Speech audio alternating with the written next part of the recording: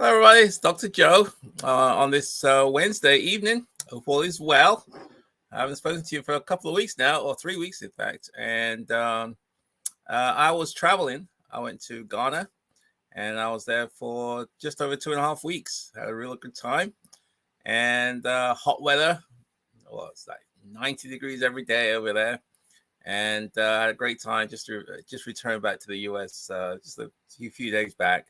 And kind of reacclimatize myself to the weather, cold and damp, but it's all good.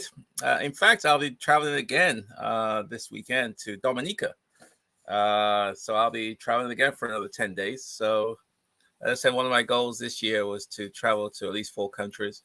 And so that's number 1 out of the way. I'll be doing number 2 and hopefully do another couple more this year. So it's all good. Anyway, today, on this Wealth Wednesday, we're going to talk about, how to get a reluctant spouse partner on board with investing. That's what we're going to talk about today, how to get a reluctant spouse partner on board with investing in real estate. The reason why I was, while I was traveling, I met some Americans and in Ghana, and one of them was very, very excited about real estate investing. And they had a spouse who was not. And she was very, reluctant and sort of non-committal and said, well, I don't know, and so on. So the guy was getting a little frustrated. So I thought, that'll be interesting. We had a good conversation. And I thought, let me talk about that because it happened to them. And I'm sure it's happened to maybe you. I know it's a common thing to a lot of real estate investors. Essentially, they want to do, whether the, a partner, a spouse, or, significant other, they want to do real estate investing and the other person doesn't. And for whatever reason, nothing malicious. It's just that they just, not convinced that it's the way to go. So as a result of that, I wanted to kind of talk about that today. Anyway, so here's the bottom line. You're excited. You're wearing. You're charging ahead. You went to a boot camp. You went to a class. You maybe listened to a podcast or something, and you realize that maybe real estate is for you. You're all excited, and now you have a spouse who may not be so enthusiastic. Let's just put it that way. She may not feel so. He or she may not be as intensely committed as you feel, and they may or may not be excited like you are. But they don't see the vision that you do for real estate investing, and as a result of that, you kind of, they'll not too sure what to do. So the question is, why you and your spouse, in my opinion, would make or your opinion, I suppose, would make a perfect investing team. You can do it together. I know that when I first met my wife, she was horrified that I was buying these houses. She couldn't understand it. She thought I was crazy. Some of these houses I was buying was just real bad news. She didn't understand it. She was thinking I was mad. But I was already involved in real estate when I met her. So we weren't married at that time. But, so that was my situation. But your situation may be slightly different. So, you can do, obviously, it's as the saying goes, it's a lot easier if people are swimming or rowing in the same direction. It's a lot more challenging if one person is going in one direction and another person is going the opposite direction, or the other person just doesn't want to go in that direction whatsoever. It's just a lot more challenging, a lot more difficult, and but it can be overcome. You've probably solved other or overcome other challenges in the past. It requires discussion. It's not easy, but it's possible. So this is no different, in my opinion, than any other major decision that you're probably going to encounter. It's going to require some understanding between you and your spouse. It's going to require probably a whole lot of, listening, open-hearted listening. It's probably going to require some level of belief on your part and trust. that it's going to work out okay. I mean, it's no different than planning a wedding, having a child, buying a car, moving houses, moving jobs, taking a student loan. These are major decisions that you have that you make, and it does require discussion, and to a certain extent, it requires some level of negotiations. So the point is that every big decision obliges you to be there for the other person, and but it does necessitate some level of patience and understanding of the other person's fears and anxiety. So that's really what it does. So the question becomes, where do you start the discussion about investing? Where do you actually start the discussion? So let's kind of drill down about that. First of all, you may have already talked to this person, your spouse or your partner or significant other, about investing already. And if you haven't, then the question is, where do you start? Okay, I'm going to give some tips and some suggestions on probably a little tool bag of things that you may want to have available. So that will help you in that discussion that you're going to take place. So if you've talked to them and they were less than, let's just say, less than enthusiastic, how about that? The conversation probably went one of three ways. Okay, they seemed open, but they were not necessarily excited about the idea. They're open to it, yeah, well, but they weren't that excited about it. So, that's one scenario. The other scenario is that they were fine with you doing it, but they didn't want to bother with it. They didn't want they didn't want any part of it. Okay, so essentially they're saying, well, okay, I don't want to get involved, but if you want to do it, then so be it. You go ahead. And the other scenario, the third one, would be that they have actually no interest, and they don't want to do it at all. Okay, so it's going one of those three scenarios possibly. They're open, but not excited. They're fine with it, but say they don't want to get involved, or they're just totally against it. So if one of these scenarios, we're going to kind of talk about each of these different scenarios, but it will require some level of compromise, on your part and their part, and it's going to require some negotiation, as I said before, and no different than what you would do if you were negotiating a real estate deal. I mean, let's talk about that. Why don't they see the potential in real estate that you do? I mean, you're all gung ho, but they don't. Why do you feel that they're not excited? So let's kind of give it to a scenario like when I'm buying a house, or if you're buying a house as a real estate investor. It's a level of negotiation. In fact, I saw it. I was given a lead today on a property, and I haven't seen it yet, but the agent called me, and they sent me some videos, and the house is in pretty sad shape. It needs some work, but it's going to require some level of negotiations in order to come to a compromise and hopefully to a final price. So I'm going to have to negotiate through the agent to the seller.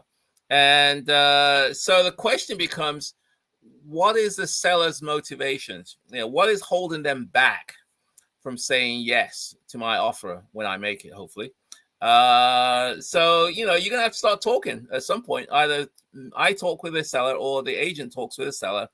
And, but there's no assumption. There's no, what's it called? You can't assume that, they really understand what it is that they're afraid of.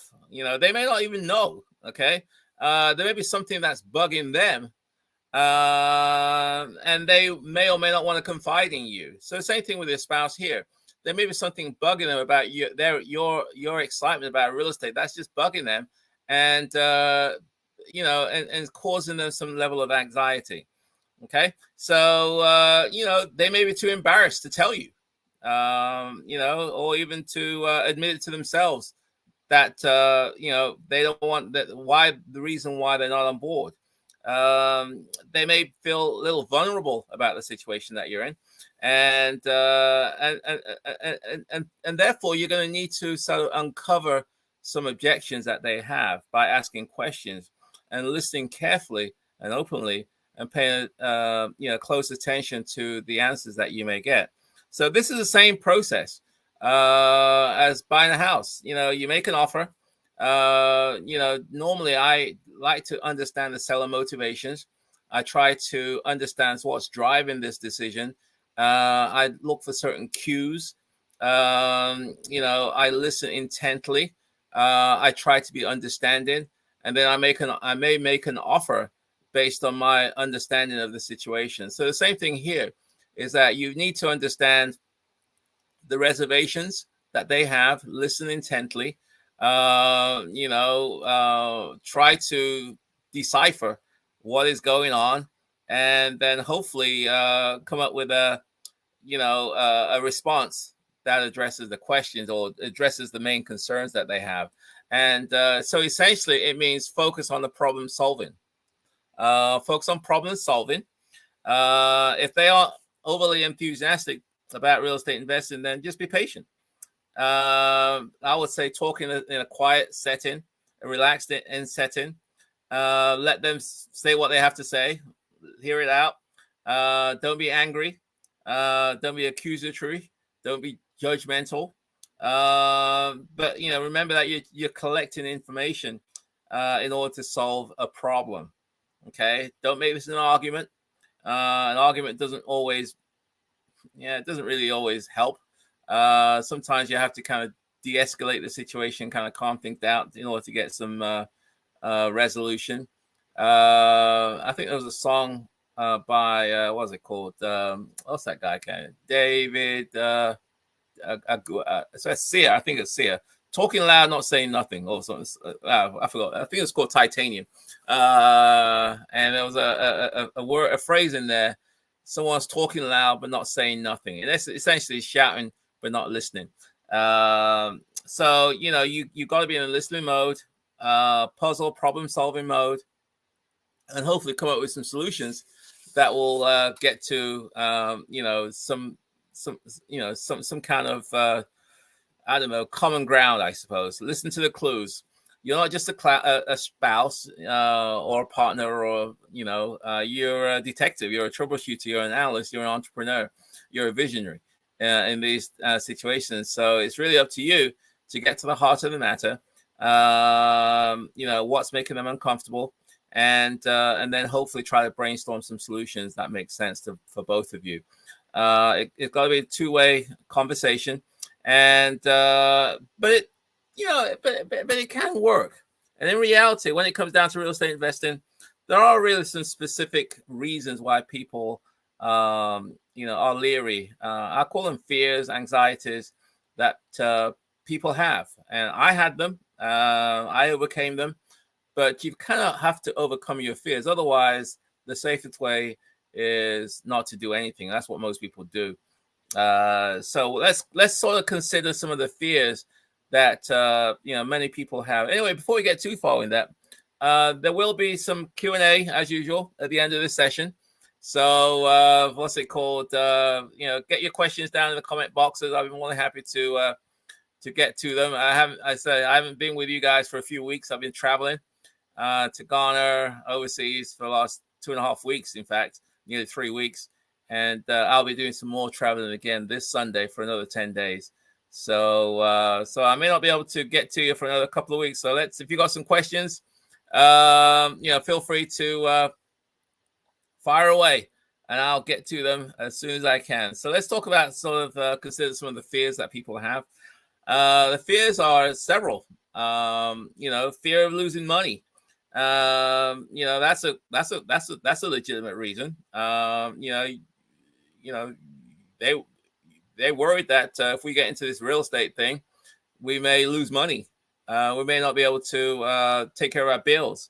That's a legitimate concern, which you have to kind of walk through and allay some of the concerns that they may have for that. Another one is not enough time. Real estate does take time. They may feel that they're currently overwhelmed already. They don't have time for whatever's going on. And now you want to add on top of that this new venture called real estate. It does require study. It does require practice. It does require reading. It does require some level of repetition. It does take time. It takes an effort. and that could be a fear and a concern that the spouse may have. Another one is afraid of failure. I mean, these are all common reasons why people don't even get into real estate investing. You know, fear of losing money, not enough time, afraid of failure. You know, whenever we start something new, we always run the risk of, we don't master it. And it's scary. You know, we may not be successful. Our dreams may be deflated. And, it's scary. But again, by associating yourself with the right people, networking, especially with people who are more seasoned and experienced in what it is that you're trying to do. Sometimes, many times, in fact, you can minimize or at least reduce the chances of failure just by that alone. Let's see. I think I was talking about fears. Another one is some people are just uncomfortable with change. Here's you all gung ho on get into this real estate, and they may be a very conservative person who doesn't like change. Some people, they don't like change. They're very uncomfortable with change. They're very uncomfortable getting outside of their comfort zone. It's scary. And some people excel with change and some people don't. Most people are kind of in the middle. They're okay with some change as long as it's not too drastic. But they realize that staying the same is not going to make anything different. So, so you're going to have to deal with that. Another one is not knowing who to trust. That could be a fear that a spouse may have. Fear of being taken advantage of. It's new terrain. There's a lot of shysters out here, a lot of scam artists out there who are preying on vulnerable people. And, they're out there, definitely. And, so they may be afraid that, they'll be taken advantage of. So that's the fact you're going to have to deal with. Fear of getting started. It's kind of limited. It's kind of similar to what I just described before. Fear of the unknown. But just getting started, when you're learning something new, getting outside the zone, it's scary.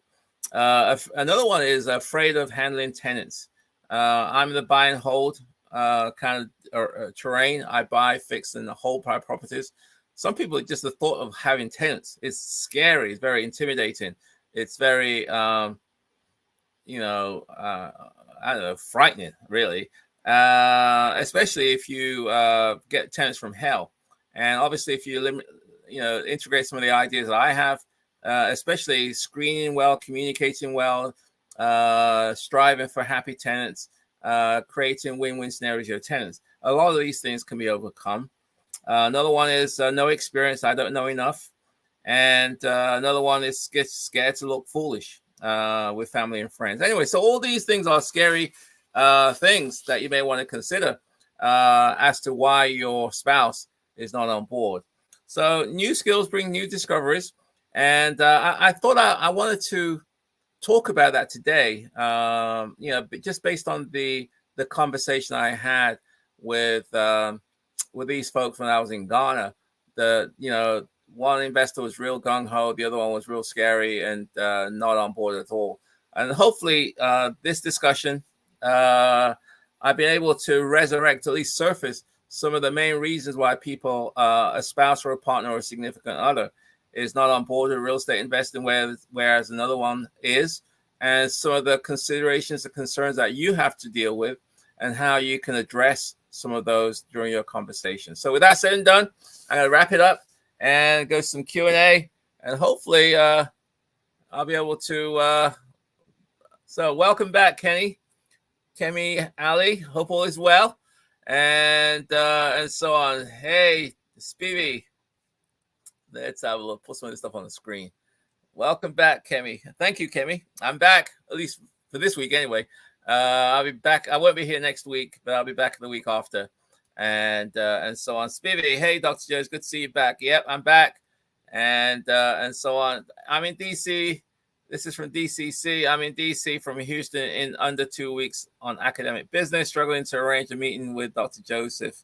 Oh boy. DCC, you're trying to connect with me, huh? Okay, but probably the best thing to do is shoot me an email. It's Asamoah. No, it's not that one. Let me give you my email. If you want to shoot me an email, it's going to be this email address. Shoot me an email at joe@joeasimo.com, DCC, joe@joeasimo, and I'll see if I can try and get back to you as soon as possible. I'll be starting my next JV Wealth Building program very shortly. So I'm reaching out to all those folks who expressed interest, and hopefully we're kicking that thing off in the next couple of weeks, I think. Okay, so let's have a look. This is from Lady Bell. Hey, Lady Bell. How you doing? I'm gonna get back to you, Lady Bell. I apologize. I've just been so busy traveling, enjoying life. So I'll get back to you later on this week. Okay, look out for a call from me or a text from me. Okay, looking forward to working with you on the next project. Kemi, fortunately for I don't have a spouse who'll object to me investing in real estate. Lots of love. My question is this: I'm new to investing and live in the Los Angeles area. Okay, and my question is, how do I determine whether doing Section 8 real estate investing is viable endeavor? I found that LA County pays $3,120 for 4 bedrooms. Okay, good question, Kelly. I think you got a third part to this question, which is seems pretty low, but I'm not sure. I sent you a couple of emails, but I understand you've been traveling. By the way, I signed up for your JV program starting in May. Okay. I didn't know I was having a JV program in May, but for you, that's the thing I don't know. Okay. Anyway, Kevin, yes. Let's have a look. Section 8 in LA. Yes, Section 8, the rents are based on usually a couple of things. One is the location. It could be the zip code. It could be the neighborhood where your property is in LA and LA County. And the other one is number of bedrooms. So it sounds like in LA County, where your property is located, the rent is 3,120. I'm curious to know what is the market rent for that same property outside, to a market renter. Is it the same? Is it above or is it below? My take on Section 8 generally is that most of the times the rents are about par or slightly below what the market is. There are certain circumstances where the rents are at market or above market. And this is where the opportunity arises, is that sometimes you can sort of, if you understand how, how the rents are determined, you may be able to cash flow. For example, let's just say that in your part of LA County, it's based on the rent is based on the zip code. Okay. So you got a zip code 12345. Okay. So, and they determine that all the rents in that zip code, again, I could be wrong, but I'm just giving it as an example. All the rents in zip code 12345 are all the same. And if you go to another zip code, 345678, all the rents in that zip code are the same. Okay. So in this scenario, they determine the rents based on the zip code. In Washington, D.C., for example, they base it on the neighborhood. And most of the places in Maryland and Virginia is based on the zip code.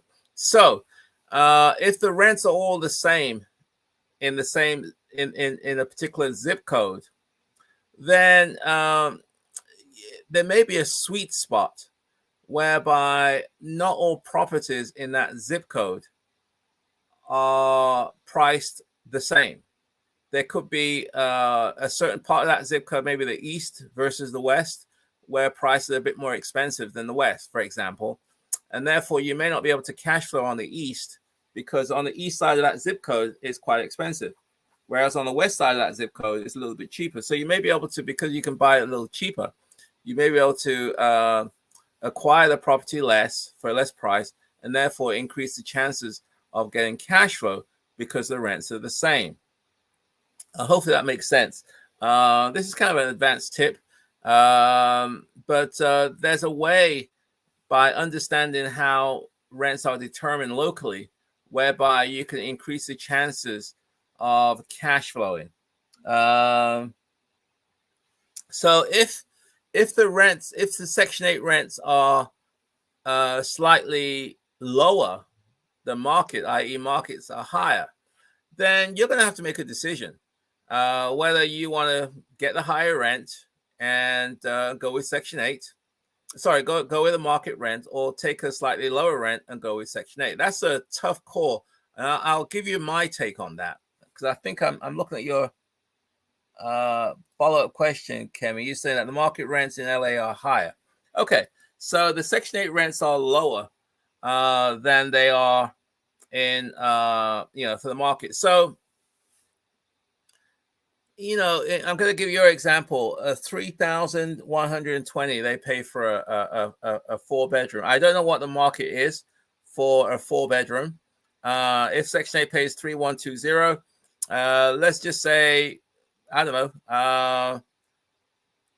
what's it called? The market rent is 3,500. Okay, $350 more than what you can get for from Section 8. So you get more with by $350. The question becomes, is it worth that $350 hit, quote unquote, by going with Section 8 versus go with the market?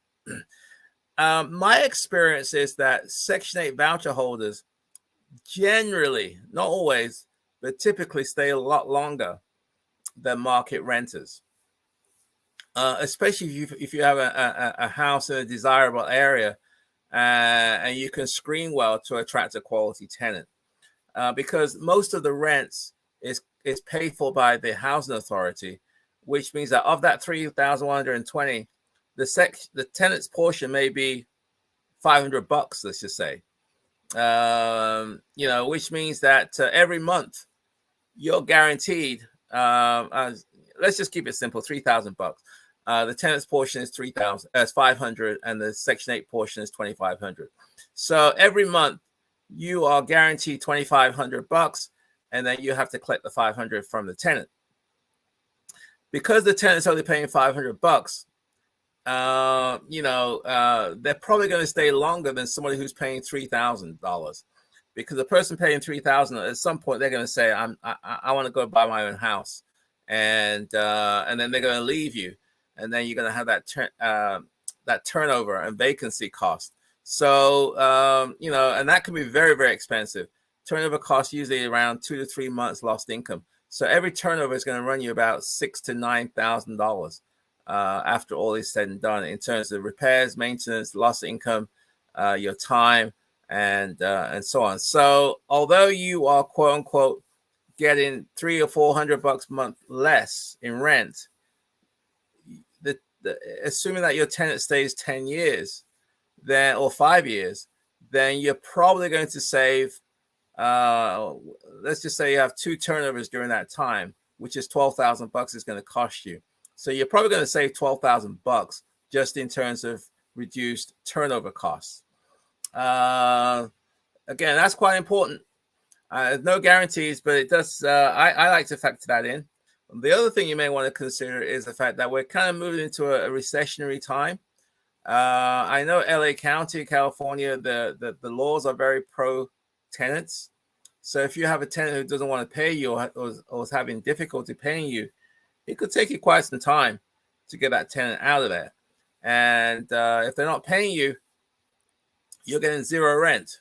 Whereas with Section 8, you're getting at least $2,500 a month as well. So again, that's something to be to consider during these sort of market slowdowns that we're experiencing right now. So, again, there are pros and cons.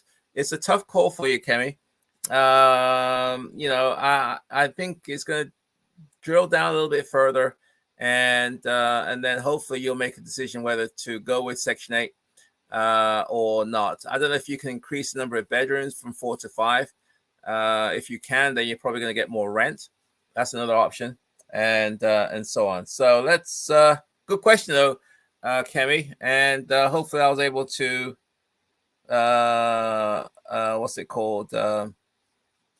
I was able to answer your question. Again, if you got some questions, please fire away, and I will try to get as many of them taken care of as possible. Okay, DCC, Dr. Joe's method is key. Could anchor Section 8 family uplift? This is from DCC. Dr. Joe's method is key. Could anchor Section 8 family uplift? For example, Dr. Joe now gives money for good grades to tenants. Why not launch foundation to tutor for tax write-off, real estate, property, and uplift? I think I'm not sure if I understand the question, DCC. But I think that the gist of it, I think my understanding or my interpretation of what you're saying is that if you implement my strategy, which is all about minimizing turnover, that is the, we all know there are two sides to profits.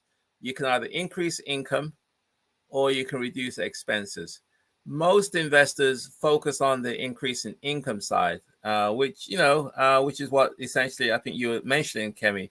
You can increase income by increasing the rent, by selecting the market renter. Okay. But I've learned that just by getting a few dollars more on rent doesn't necessarily mean you're going to be more profitable. If you take a long-term view, 5-10 year, time plan, time span, and that's because of the fact that the biggest expense is turnover and vacancy, and that can eat up. It can eat up all the cash flow that you're making if you don't get a handle of that. And that's the I think a little secret that most investors and most landlords don't really think about. They get caught up on, I want to increase the rent by $50 or $100 or whatever it is, but in reality, a turnover is going to cost you several thousands of dollars. And so my strategy is all about making sure the tenants are happy, because if the tenants, the more likely to take care of your property, the more likely to pay their rent, the more likely to be pleasant to deal with, and they're more likely to stay a long time. So, so I think that's what you're alluding to, DCC, is, I select tenants, give them opportunities, I try to uplift, and therefore there's a sense of loyalty that they have with me. And, and that's the reason why I'm able to get 5, 10, 15, 20. My longest tenant is 26 years. I was just talking to one of my tenants a couple of days ago. She's a 19-year tenant, and and it works. It's not sexy, but it works. Okay, so next one is much appreciated, Dr. Joe. No problem, Kemi. Hopefully that was helpful. So there's a lot to consider, Kemi. It's not as easy as there's a lot of factors. And I'm not in a position to obviously, I don't know your situation in LA County. I don't really know. But I do know that, there are some places where Section 8 pays less.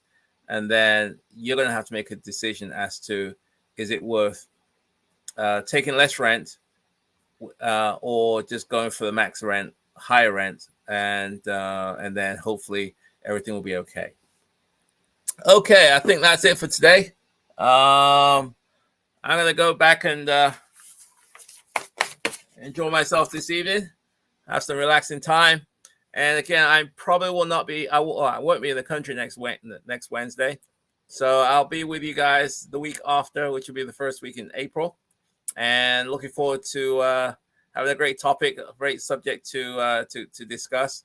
And again, I hope all is well. And okay, yes. That's for the JV program. I referred to. I paid on the website and received the confirmation. Can I call you again? Yes. Send me an email, Kemi, and let's see what we can do about that. Okay. If necessary, I'll do a JV program just for you. How about that? And so on. So again, hope all is well, and shoot me an email. Again, you can reach me by email at joe@joeasimo.com, joe@joeasimo.com. I will be starting the JV Wealth Builders program very shortly, And I'm really excited by that program as well. And it's more of a done for you type program, and really excited by that. So again, have yourself a wonderful evening, and I will hopefully see you guys in a couple of weeks. Take care for now. Bye.